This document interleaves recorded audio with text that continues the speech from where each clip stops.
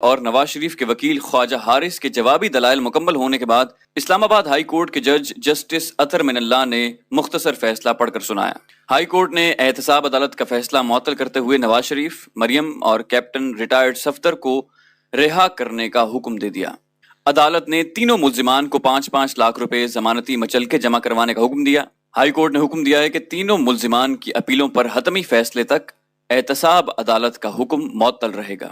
اسی کے پیش نظر مسلم لیگ نون کے سینیٹر چودھری تنویر نے تینوں کے ضمانتی مچلکے جمع کرا دیے اور جلد اڈیالہ جیل سے رہائی عمل میں آ جائے گی۔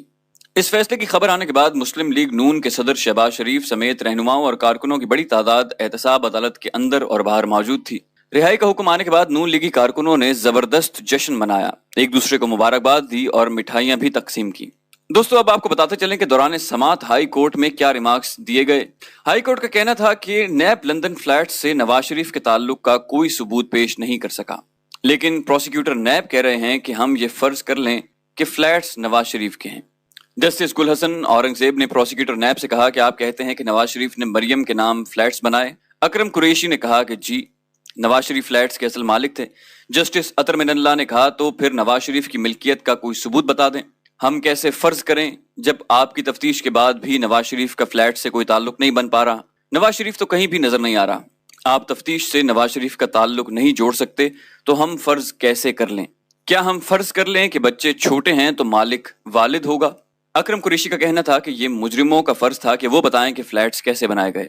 والد کو بچانے کے لیے مریم نواز نے جعلی ٹرسٹ ڈیڈ تیار کی۔ قانون کہتا ہے کہ جب فلیٹس ان کے قبضے میں تھے تو وہ ملکیت بتائیں۔ جب بچے کم عمر تھے تو فلیٹس کے مالک نواز شریف ہیں۔ عدالت نے نیب پروسیکیوٹر سے استفسار کیا کہ آپ کا موقف ہے کہ 1993 میں نواز شریف نے لندن فلیٹس خریدے۔ آپ کا کیس ہے کہ مالک مریم نواز نہیں بلکہ نواز شریف ہیں، تو مریم نواز پر آمدن سے زائد اثاثوں کا کیس کیسے بن گیا؟ جسٹس گل حسن نے کہا کہ جعلی ٹرسٹ ڈیڈ کے ذریعے اگر اثاثے چھپائے گئے تو اثاثے بنانے میں سزا کیسے ہوئی؟ پروسیکیوٹر نیب نے کہا کہ بچوں کی آمدن کے ذرائع بن نہیں رہے تھے تو مریم نواز نے جعلی ٹرسٹ ڈیڈ بنائی۔ نواز شریف کو بچانے کے لیے مریم نواز نے یہ جعلی معاہدہ بنایا۔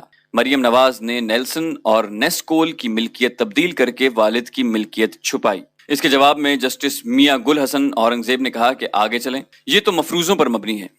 فرض کر لیتے ہیں کہ نواز شریف نے فلیٹس خریدے تو مریم اور نواز شریف دونوں مالک کیسے ہو سکتے ہیں؟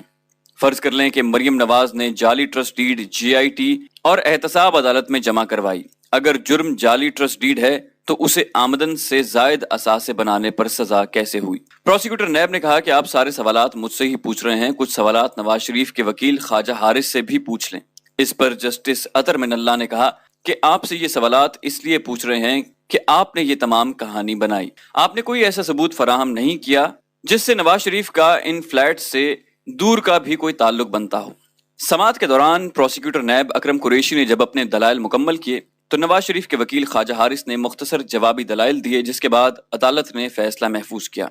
3 بجتے ہی جسٹس اطہر من اللہ نے فیصلہ سناتے ہوئے نواز شریف، مریم نواز، کیپٹن ریٹائرڈ صفدر کو احتساب عدالت کی جانب سے سنائی جانے والی سزائیں معطل کر دیں اور انہیں رہا کرنے کا حکم بھی جاری کر دیا۔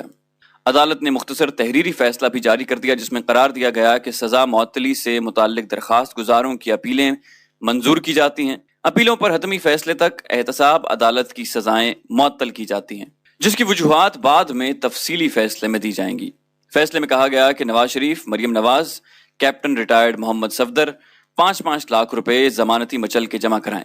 عدالتی فیصلہ آنے کے بعد کمرہ عدالت میں موجود مسلم لیگ نون کے رہنماؤں نے نواز شریف کے حق میں نعرے بازی کی اور ایک دوسرے سے گلے ملتے ہوئے مبارکباد بھی دی۔ دوسری جانب اڈیالہ جیل حکام کا کہنا ہے کہ لاک اپ وقت ختم ہونے سے پہلے حکم ملے تو نواز شریف، مریم نواز اور کیپٹن محمد صفدر کو رہا کرنے کے پابند ہیں۔ ذرائع کے مطابق نواز شریف، مریم نواز اور صفدر کو طیارے کے ذریعے جیل سے لاہور لے جایا جائے گا، جبکہ میئر راولپنڈی سردار نسیم اور مسلم لیگ نون کے دیگر رہنما اڈیالہ جیل پہنچ چکے ہیں۔ نیب پروسیکیوٹر نے دلائل دیتے ہوئے کہا کہ کیس میں مخصوص حالات یہ ہیں کہ انہوں نے گلف سٹیل ملز 1978 میں فروخت کی۔ نیب پروسیکیوٹر نے کہا کہ مجرمان کہتے ہیں کہ 1980 میں مزید 25% شیئرز فروخت ہوئے اور فروخت سے حاصل 12 ملین درم قطری شہزادے کے پاس سرمایہ کاری میں استعمال ہوئے اور اسی سے ایون فیلڈ پراپرٹیز خریدی گئیں۔ نیب پروسیکیوٹر نے کہا کہ مجرمان کے مطابق لندن فلیٹس کی خریداری کے لیے رقم کی بنیاد یہی 12 ملین درہم ہے اور تحقیقات کے دوران معلوم ہوا کہ فروخت کا معاہدہ جعلی ہے اور ایسا کوئی ریکارڈ دبئی کے ریکارڈ میں موجود ہی نہیں۔ نیب پروسیکیوٹر نے یہ بھی کہا کہ دبئی کی حکومت نے بتایا کہ 25% شیئرز کی فروخت کا معاہدہ ان کے پاس نہیں ہے۔ دلائل کے دوران کہا گیا کہ مریم نواز کی طرف سے سپریم کورٹ میں متفرق درخواست کے ذریعے ایک موقف لیا گیا اور انہوں نے سپریم کورٹ میں CMA نمبر 7531 کے ذریعے درخواست جمع کروائی، جس میں قطری خاندان سے کاروباری معاملات کا ذکر کیا گیا۔ اکرم قریشی نے کہا کہ ہمارے پاس بھی یہی موقف اپنایا گیا کہ لندن فلیٹس کی رقم گلف سٹیل ملز سے آئی، جس پر جسٹس گل حسن اورنگزیب نے کہا کہ ہمارے پاس کا کیا مطلب ہے، مجرمان تو پیش ہی نہیں ہوئے۔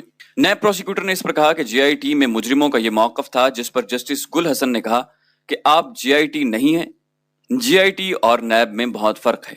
اکرم قریشی نے مزید کہا کہ مریم نواز کی ملکیت چھپانے کے لیے جعلی ٹرسٹ ڈیڈ بنائی گئی تھی، جس پر جسٹس گل حسن نے سوال کیا کہ آپ کہتے ہیں کہ نواز شریف نے مریم کے نام پر فلیٹس بنائے، جس پر انہوں نے جواب دیا کہ جی، نواز شریف فلیٹس کے اصل مالک تھے، جس پر جسٹس اطہر من اللہ نے نیب پروسیکیوٹر کو کہا کہ پھر نواز شریف کی ملکیت کا کوئی ثبوت بتا دیں، ہم کیسے فرض کریں؟